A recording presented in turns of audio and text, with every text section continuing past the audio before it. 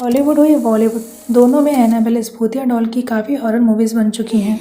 जानेंगे एनाबेल की सच्चाई और क्या सच में एनाबेल नाम की एक भूतिया डॉल है भी या नहीं। तो इसकी स्टोरी जानने के लिए हमें चलना होगा 1970 में, जहाँ पे एक लड़की थी जिसका नाम डोना था। वह अपनी एक फ्रेंड के साथ में रहती थी और नर्सिंग की पढ़ाई कर रही थी। डोना का बर्थडे था और डोना के बर्थडे पे उसकी माँ ने उसे एक डॉल गिफ्ट की थी।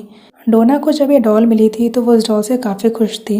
पहले तो सब ठीक चल रहा था, लेकिन कुछ समय बाद अचानक अजीबोगरीब एक्टिविटीज़ होने लगी। डॉल खुद ब खुद मूवमेंट करने लगी। डॉल कभी भी अपनी जगह पे रखी हुई नहीं मिलती थी, यहाँ तक कि कई बार डॉल दूसरे कमरे में रखी मिलती थी।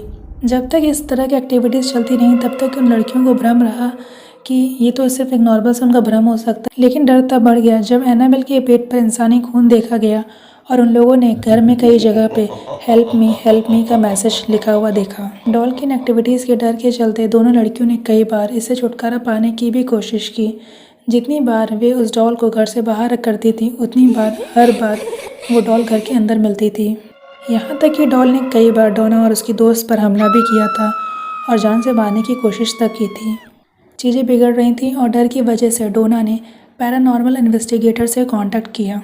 एड और लॉरेन वॉरेन ने जब इन्वेस्टिगेशन की तब पता चला कि डॉल में एक शैतानी आत्मा छिपी है और वो शैतानी आत्मा अपने लिए एक इंसानी शरीर की तलाश कर रही है। बाद में एड और लॉरेन ने उस डॉल को ले जाने का सोचा। जब वे डॉल को लेके जा रहे थे तो ड्राइविंग करते वक्त उनकी गाड़ी का ब्रेक फेल हो गया था।